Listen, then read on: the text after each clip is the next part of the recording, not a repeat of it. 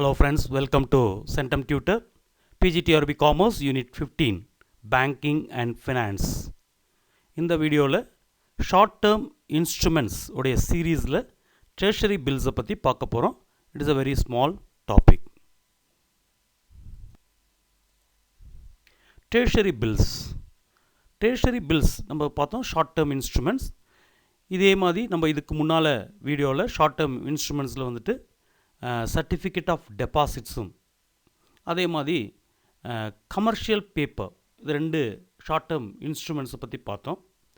இந்த commercial papers அப்படின்றது corporates, big கார்ப்பரேட்ஸுக்கு working கேபிட்டலுக்கு மணி தேவைப்படும் பொழுது அவங்க இந்த கமர்ஷியல் பேப்பர்ஸை இஷ்யூ பண்ணி அது மூலமாக தங்களுக்கு வேண்டிய ஷார்ட் டேர்ம் ஃபண்டை திரட்டிக்குவாங்க. அதே மாதிரி ஒரு பேங்க்குக்கு, ஒரு ஃபினான்ஷியல் இன்ஸ்டிடியூஷன்ஸுக்கு பணம் தேவைப்படும் பொழுது அவங்க வந்து சர்டிஃபிகேட் ஆஃப் டெபாசிட்டை இஷ்யூ பண்ணுவாங்க. அப்போது பாருங்கள், யாருக்கு தேவைப்படும் போது என்ன வெளியிடுவாங்க அப்படின்றது ரொம்ப முக்கியம். பேங்க் அண்ட் ஃபினான்ஷியல் இன்ஸ்டிடியூஷனுக்கு தேவைப்படும் போது சர்டிஃபிகேட் ஆஃப் டெபாசிட்டும், கார்ப்பரேட்ஸ்க்கு தேவைப்படும் பொழுது அது கமர்ஷியல் பேப்பரும், அதே கவர்மெண்ட்டுக்கு, ஒரு இந்தியன் கவர்மெண்ட்டுக்கு பணம் தேவைப்படும் பொழுது வெளியிடக்கூடியது தான் ட்ரெஷரி பில்ஸ். இது மூணு விஷயம். அப்போது ட்ரெஷரி பில்ஸ் அப்படின்றது இது ஒரு மணி மார்க்கெட் இன்ஸ்ட்ருமெண்ட்ஸ். இதுதான் கொஸ்டினில் கேட்கக்கூடிய கொஸ்டின். இது கூட ஏற்கனவே பழைய டிஆர்பி கொஸ்டின் எடுத்து பார்த்தீங்கன்னா ட்ரெஷரி பில் அப்படின்றது ஒரு மணி மார்க்கெட் இன்ஸ்ட்ருமெண்ட்டா, கேபிட்டல் மார்க்கெட் இன்ஸ்ட்ருமெண்ட்டா அப்படின்னு கேட்டிருப்பாங்க. இது ஒரு மணி மார்க்கெட் இன்ஸ்ட்ருமெண்ட்.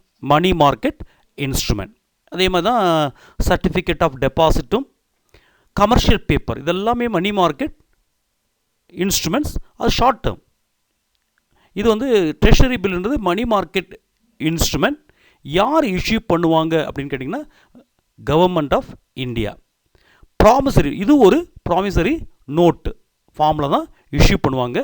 இது குறிப்பிட்ட பின்னால் ஒரு டேட்டில் திருப்பி கொடுக்குறதா கேரண்டி பண்ணியிருப்பாங்க. Guaranteed repayment at a later date. இதுதான் ட்ரெஷரி பில்லை பற்றி நம்ம தெரிஞ்சுக்கூடிய விஷயம். Money market instruments issued by the government of India as a promissory note with guaranteed repayment at a later date. நீங்கள் இந்த மூணு பார்த்தீங்கன்னா உங்களுக்கு தெரியும். மூணுமே, அதாவது சர்டிஃபிகேட் ஆஃப் டெபாசிட்டும், commercial paper and treasury bills, இதெல்லாமே மணி மார்க்கெட் இன்ஸ்ட்ருமெண்ட். ஆனால் இஷ்யூ பண்ணக்கூடிய நபர்கள் தான் வேறு. கமர்ஷியல் பேப்பர் வந்து கார்ப்பரேட்ஸும், சர்டிஃபிகேட் ஆஃப் டெபாசிட்டை பேங்க்ஸும், ட்ரெஷரி பில்ஸை வந்து கவர்மெண்ட் ஆஃப் இந்தியாவும் வெளியிடுது. எல்லாமே ப்ராமிசரி நோட்டு. இதில் வந்து கவனிக்க வேண்டியது, நம்ம கவர்மெண்ட்டுக்கு தேவைப்படும் பொழுது, பணம் தேவைப்படும் பொழுது அவங்க வெளியிட்டு, அதாவது ஃபிஸ்கல் டெஃபிசிட்டை வந்து பேலன்ஸ் பண்ணுறதுக்காக வெளியிடுறது தான் இந்த ட்ரெஷரி பில். இந்த ஷார்ட் டேர்ம் மணி ரிக்குவயர்மெண்ட், அதாவது கவர்மெண்ட்டுக்கு குறுகிய கால பண தேவைக்காக, அதாவது ஓவரால் ஃபிஸ்கல் டெஃபிசிட்டை, கண்ட்ரியோடைய ஃபிஸ்கல் பற்றாக்குறையை கம்மி பண்ணுறதுக்காக இந்த ஷார்ட் டேர்ம் இன்ஸ்ட்ருமெண்ட்டை யூஸ் பண்ணி தங்களுக்கு வேண்டிய பணத்தை மார்க்கெட்லேருந்து திரட்டிக்குவாங்க. Why does the government issue treasury bills? எதுக்காக இந்த கவர்மெண்ட் இந்த ட்ரெஷரி பில்லை இஷ்யூ பண்ணணும், வெளிப்படணும்? அதில் ஏற்கனவே ஒரு பாயிண்ட் பார்த்துட்டோம். இனி பார்க்கலாம் எதுக்காக இஷ்யூ பண்ணுறாங்கன்னு பார்க்கலாம். Short term treasury bills helps the government raise funds to meet its current obligations. தற்சமய நடப்பில் இருக்கக்கூடிய ஒப்ளிகேஷன்ஸை மீட் பண்ணுறதுக்காக, தேவையான பணத்தை திரட்டுறதுக்காக, தேவையான பணத்தை மார்க்கெட்லேருந்து பெறுவதற்காக இந்த ட்ரெஷரி பில்லை வெளியிடுவாங்க. கடன் வாங்கலாம். கடன் வாங்குறதுக்கு பதிலாக மார்க்கெட்லேருந்து அதை வந்து நேரடியாக கடன் வாங்குறது பதிலாக ட்ரெஷரி பில்லை உபயோகப்படுத்தி கடன் வாங்குகிறாங்க. அதான் இந்த பில். இது ஆக்சுவலி எதுக்காக நம்ம பார்த்தோம், கரண்ட் ஆப்ளிகேஷன்ஸை மீட் பண்ணுறதுக்காக தான் இந்த ஃபண்டை ரைஸ் பண்ணுவாங்க அப்படின்னு பார்த்தோம். மெயின் எய்ம் என்ன அப்படின்னு கேட்டிங்கன்னா, இந்த ஃபிஸ்கல் டெஃபிசிட்டை, எக்கனாமியில் வரக்கூடிய ஃபிஸ்கல் டெஃபிசிட்டை ரெடியூஸ் பண்ணுறதுக்காக தான் இந்த ட்ரெஷரி பில்லை கவர்மெண்ட் இஷ்யூ பண்ணுறாங்க. அதே மாதிரி முக்கியமான விஷயம் என்னன்னு கேட்டிங்கன்னா, regulating the total currency in circulation at any given point of time. பணப்புழக்கத்துடைய சர்க்குலேஷன், பணப்புழக்கத்தை பணப்புழக்கத்தை ஒரு குறிப்பிட்ட டைமில் ரெகுலேட் பண்ணுறதுக்காக, ஒழுங்குபடுத்துவதற்காக, பணப்புழக்கத்தை ஒழுங்குபடுத்துவதற்காக இந்த ட்ரெஷரி பில்லை வெளியிடுவாங்க. மெயினாக வந்து ரிசர்வ் பேங்க் ஆஃப் இந்தியா தான் வெளியிடும் இந்த பணப்புழக்கத்தை கட்டுப்படுத்துறதுக்காக. எப்படின்றது நம்ம பார்க்கலாம். பாருங்கள், Reserve bank of India issue such treasury bills under its open market operations. இந்த ட்ரெஷரி பில்லை வந்துட்டு ரிசர்வ் பேங்க் ஆஃப் இந்தியா வந்து தங்களுடைய ஓப்பன் மார்க்கெட் ஆப்ரேஷன்ஸ் அப்படின்னு இருக்கு. அந்த ஓப்பன் மார்க்கெட் ஆப்ரேஷன் ஸ்ட்ராட்டஜியில் என்ன பண்ணுவாங்கன்னா வெளியிடுவாங்க. எதுக்காகனா இன்ஃப்ளேஷன் லெவலை ரெகுலேட் பண்ணுறதுக்காக, பணவீக்கத்தினுடைய அளவை ஒழுங்குபடுத்துவதற்காக இதை வெளியிடுவாங்க. இப்போது மார்க்கெட்டில் வந்து பணம் அதிகமாகிடுச்சுன்னா, அதாவது பொதுமக்கள்கிட்ட பணம் அதிகமாக இருந்துச்சுன்னா அந்த பணத்தினுடைய மதிப்பு இழந்துடும். அந்த பணம் தன்னுடைய மதிப்பை இழந்துடும். ஏன்னா சப்ளை ஏற்கனவே பார்த்தோம், சப்ளை அதிகமாகிடுச்சுன்னா ப்ரைஸ் குறையும். அப்போ பணம் வந்து மக்கள்கிட்ட அதிகமாக புழங்கும் போது அந்த பணத்துக்கு மதிப்பு இருக்காது. அதை பண வீக்கம் சொல்கிறோம். அதிகமான பணத்தை கொண்டு போனால் கொஞ்சமாக பொருளை வாங்கிட்டு வரலாம். பொருட்களுடைய விலை வந்து ரொம்ப அதிகமாக இருக்கும். அப்போ பணப்புழக்கத்தை கட்டுப்படுத்துறதுக்காக என்ன பண்ணுவாங்கன்னு கேட்டிங்கன்னா, இந்த ரிசர்வ் பேங்க் ஆஃப் இந்தியா வந்து இந்த ட்ரெஷரி பில்லை ஓப்பன் மார்க்கெட் ஆப்ரேஷனில் வெளியிடுவாங்க. அப்போது இந்த பேங்க் மாதிரி பெரிய பெரிய நிறுவனங்கள் எல்லாம் என்ன பண்ணணும்னு கேட்டிங்கன்னா, ஓப்பன் மார்க்கெட்டில் வெளியே மார்க்கெட்டில் கடன் கொடுக்கறத விட இந்த ரிசர்வ் பேங்க் வெளியிடக்கூடிய, ரிசர்வ் பேங்க் அதுமாதிரி கவர்மெண்ட் ஆஃப் இந்தியா வெளியிடக்கூடிய இந்த ட்ரெஷரி பில்லில் வந்து அவங்களுக்கு லாபம் அதிகம், அதே மாதிரி சேஃபாகவும் இருக்கலாம். சேஃபும் அதிகம், செக்யூரிட்டி அதிகம், கண்டிப்பாக திருப்பி மணி கிடைக்கும். பொதுமக்கள்கிட்ட கொடுத்து அதை கலெக்ட் பண்ணுறதுக்கான பிரச்சனைகள் நிறைய இருக்குது.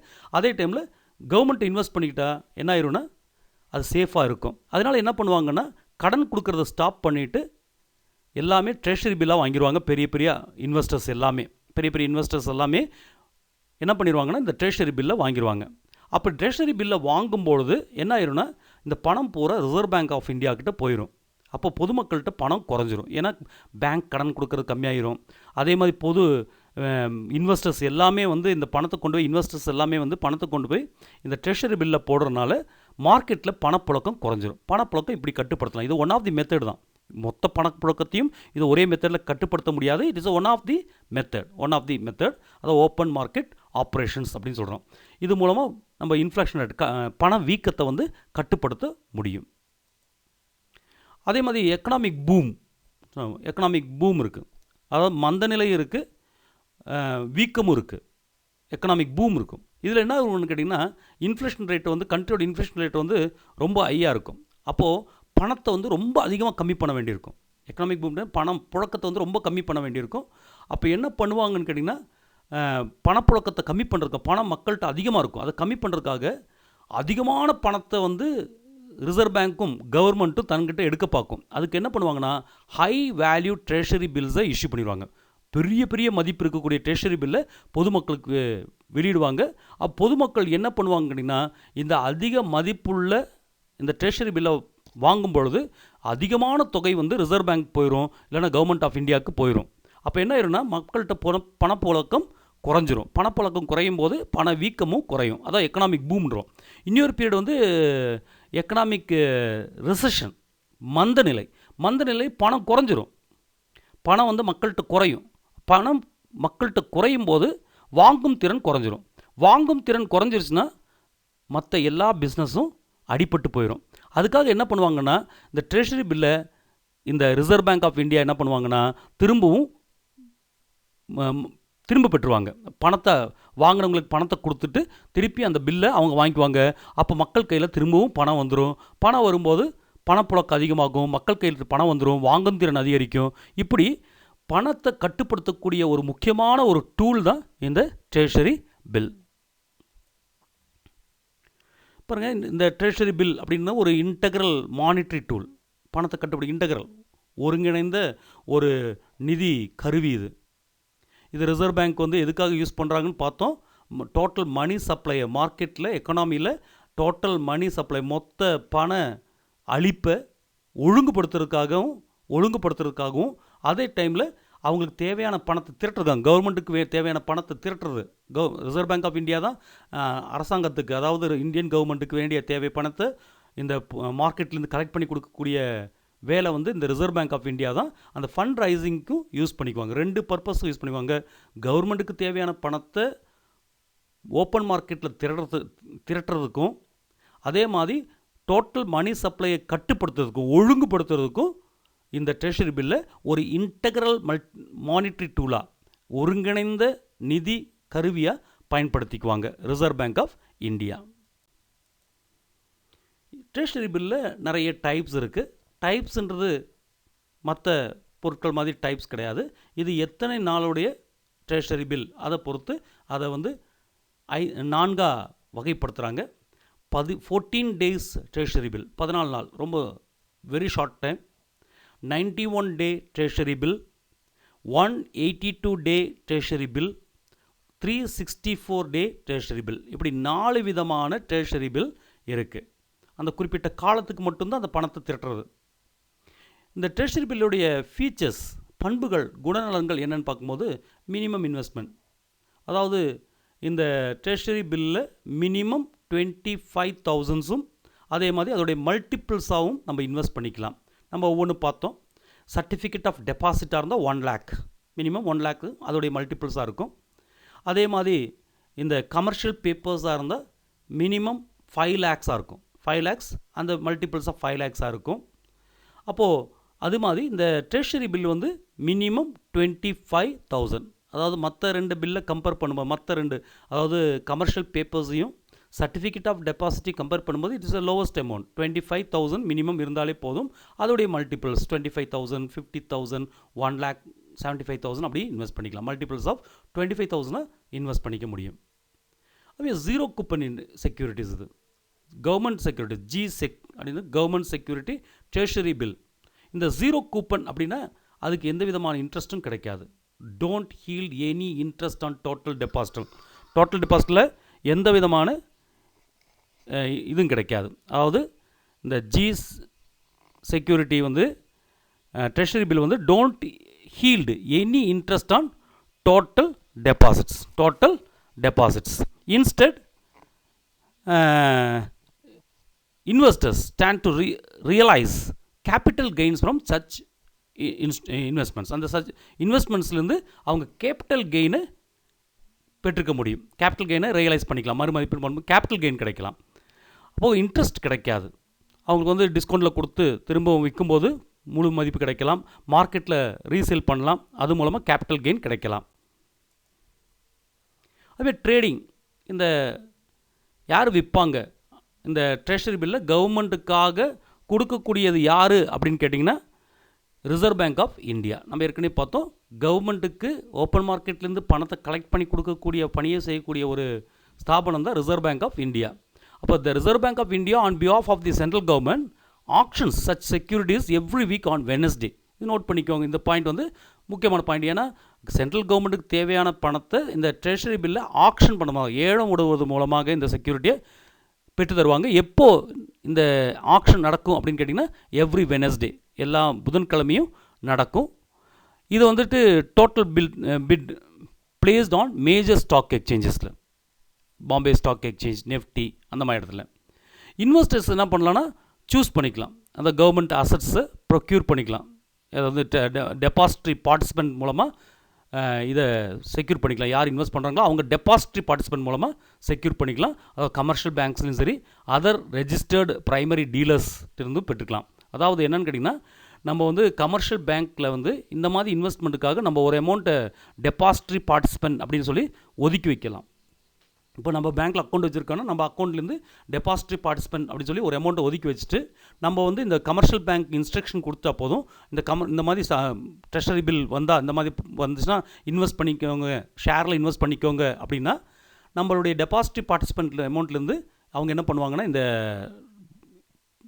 ஷேர்ஸையும் ஸ்டாக்ஸையும் அதுமாரி இந்த மாதிரி இன்ஸ்ட்ருமெண்ட்ஸையும் கமர்ஷியல் பேங்க் வாங்குவாங்க. அதான் investors can choose to procure such government assets through depository participant, commercial banks or other registered primary dealers, wherein the security transfer follows a T+1 settlement process. இங்கே பார்க்கணும் எப்படி செட்டில்மெண்ட், இந்த செக்யூரிட்டி ட்ரான்ஸ்ஃபர் செட்டில்மெண்ட் வந்து T+1 அப்படின்னு இருக்குது. இந்த T+1 அப்படின்னா என்ன அப்படின்னு பார்க்கணும். T+1 அப்படின்றது வந்து ட்ரேட் நடக்கக்கூடிய டைமிங் தான் அது. அதாவது டிலே எவ்வளோ நாளுக்குள்ளார செட்டில்மெண்ட் பண்ணணும், வாங்கிட்டு எத்தனை நாளுக்குள்ளார செட்டில்மெண்ட் பண்ணணும். இந்த பழைய காலத்துலலாம் பார்த்தீங்கன்னா நிறைய டைம் எடுக்கும். என்னென்னு கேட்டிங்கன்னா அன்றைக்கி எலக்ட்ரானிக் கிடையாது, பேப்பர் ஒர்க்கு தான். அதனால் வந்து என்ன ஆகும்னா stock trade could take as many 5 business days இருக்கும். இந்த செட்டில் ஏ ட்ரேடு அந்த ட்ரேடை செட்டில் பண்ணுறதுக்கு 5 business days கூட ஆகும். அதனால தான் என்ன சொல்லுவாங்க T+5 days அப்படின்வாங்க, T+5 அப்படின்வாங்க. இப்போலாம் எலக்ட்ரானிக் வந்தனால ரொம்ப சிம்பிளாக முடிஞ்சிடும். அதனால தான் T+1, T+2 அப்படின்னு இருக்குது. அதாவது trades settle in just 2 business daysனால் T2. T1 அப்படின்றது stock trade settle in just 1 business day அப்படின்னு சொல்லலாம். அந்த இதில் அன்னன்னைக்கு முடிஞ்சிடும், ஒரே நாளில் முடிஞ்சிடும் அப்படின்னு சொல்லலாம். ஆல்டர்னேட்டிவாக என்ன சொல்லலாம், மெனி ஓப்பன். இப்போ வந்து நிறைய பேர் நம்ம சொன்னோம் இண்டிவிஜுவல் இன்வெஸ்டர்ஸ் தான், இல்லை பேங்க்கும் இல்லை ரெஜிஸ்டர்ட் ப்ரைமரி டீலர்ஸ் தான் இன்வெஸ்ட் பண்ணுவாங்கன்னு கிடையாது. இந்த மியூச்சுவல் ஃபண்டில் நம்ம செலக்ட் பண்ணும்போது மியூச்சுவல் ஃபண்டில் மூலமாக நம்ம பணம் போடும்போது நம்ம சூஸ் பண்ண முடியும். அந்த மியூச்சுவல் ஃபண்டில் யார் இன்வெஸ்ட் பண்ணுறாங்களோ அவங்கள சூஸ் பண்ணிக்கலாம். க்ரோத் ஃபண்ட் வேணுமா, செக்யூர்டு ஃபண்ட் வேணுமா அப்படின்னு சொல்லி பார்த்துக்கலாம். அதாவது சில நபர்கள் என்ன பண்ணுவாங்கன்னா, நம்மளுக்கு க்ரோத் வேணும், நம்ம போட்ட பணம் அதிகமாக கிடைக்கும்னு நினச்சா அதுக்கான ரிஸ்க் அதிகமாக இருக்கக்கூடிய அந்த மியூச்சுவல் ஃபண்ட் இருக்குது. அதுக்கான சில பேர் வச்சுருப்பாங்க, க்ரோத் ஃபண்ட் அப்படின்னு வச்சுருப்பாங்க. அதில் போய் போடலாம். அவங்க என்ன பண்ணுவாங்கன்னா, அந்த ஃபண்டில் வரக்கூடிய க்ரோத் ஃபண்டில் வரக்கூடிய தொகையை எடுத்துகிட்டு பெரிய பெரிய ஷேர்ஸில் இன்வெஸ்ட் பண்ணுவாங்க. அதில் ரிஸ்க் அதிகம், ஆனால் அதில் பட் க்ரோத் அதிகமாக இருக்கும். கிடைச்சா நல்லா நிறைய அமௌண்ட் கிடைக்கும், பட் ரிஸ்க் அதிகமாக இருக்கும். அதே டைமில் செக்யூர்டாக இருக்கணும், நம்ம போட்ட பணம் எங்கேயும் போகக்கூடாது, ஸ்டேபிளாக இன்கம் போதும், நிறைய இன்கமெல்லாம் வேண்டாம், ஸ்டேபிளாக இன்கமாக இருக்கணும். பட் நம்மளுக்கு வந்து நம்மளுடைய அமௌண்ட் வந்து நம்ம போட்ட அமௌண்ட் வந்து சேஃபாக இருக்கணும் அப்படின்னு நினைக்கிறவங்க வந்து என்ன பண்ணுவாங்கன்னா, நம்ம ஏற்கனவே போதும் கில்ட் ஃபண்ட் அப்படின்னு சொல்லுவோம். அதாவது கவர்மெண்ட் செக்யூரிட்டிஸ்லாம் இன்வெஸ்ட் பண்ணுறது. அந்த மாதிரி mutual open ended mutual fund choose பண்ணுறவங்க வந்து சூஸ் பண்ணிங்கன்னா உங்களுடைய ஃபண்ட் எங்கேயும் போகணும், இந்த ட்ரெஷரி பில்லையும் இன்வெஸ்ட் பண்ணிடுவாங்க. இப்போ நம்ம வந்து ட்ரெஷரி பில்லில் வந்து நம்ம இன்வெஸ்ட் பண்ணிட்டோம். அதுலேருந்து என்ன ஆகணும், கேபிட்டல் கெயின் கிடைக்கும் அப்படின்னு பார்த்தோம். மூலதன வருவாய் கிடைக்கும், கேபிட்டல் கெயின் கிடைக்கும். அது ஷார்ட் டேர்ம் 14 நாளில், 91 நாளில், 364 நாள்னு பார்த்தோம். அந்த ஷார்ட் டேர்ம் கேபிட்டல் கெயின்ஸுக்கு வந்து நம்மளுக்கு கிடைக்கக்கூடிய அந்த கெயினுக்கு டேக்ஸ் இருக்குது, STCG டேக்ஸ் இருக்குது. அதாவது ஷார்ட் டேர்ம் கேபிட்டல் கெயின் டேக்ஸ்ன்னு சொல்லி இன்கம் டேக்ஸ் ஸ்லாபில் இருக்குது. அதை வந்து பே பண்ணணும், அப்ளிகபிளாக இருக்கும். ஸோ டேக்ஸபிள் தான் இந்த இன்கம். இந்த ட்ரெஷரி பில்லிருந்து கிடைக்கக்கூடிய கேபிட்டல் கெயின் வந்து டேக்ஸபிள். இந்த வந்து ஒரு ஸ்மால் பார்ட்டு ட்ரெஷரி பில். சில விஷயங்கள் மட்டும் நோட் பண்ணி இங்கே வச்சிட்டிங்கன்னா எக்ஸாமில் கேட்கக்கூடிய கொஸ்டினுக்கு ஈஸியாக எழுதிடலாம். இந்த 3 ஷார்ட் டேர்ம் இன்ஸ்ட்ருமெண்ட்ஸும் ஒரே டைப்பில் தான் இருக்கும். இந்த 3ஐயுமே பார்த்து வச்சிங்கன்னா உங்களுக்கு ஈஸியாக ஆன்சர் பண்ண முடியும். ஒன்றுக்கு ஒன்று வித்தியாசம் தெரிஞ்சுக்கலாம். சர்டிஃபிகேட் ஆஃப் டெபாசிட்டும், கமர்ஷியல் பேப்பரும், ட்ரெஷரி பில்லும், இது 3மே ஒவ்வொரு விஷயம் ஒரு டேபிள் மாதிரி போட்டு வச்சிட்டிங்கன்னா 3க்குள்ள வித்தியாசம் தெரிஞ்சுக்கலாம். அதே மாதிரி 3க்குள்ள இம்பார்ட்டன்ஸும் அதோடைய ஸ்பெஷல் ஃபீச்சர்ஸும் நம்ம தெரிஞ்சுக்கலாம். ஈஸியாக நீங்கள் படிச்சிடலாம். ஸோ தேங்க்யூ ஃபார் வாட்சிங் this video. Wish you all the best.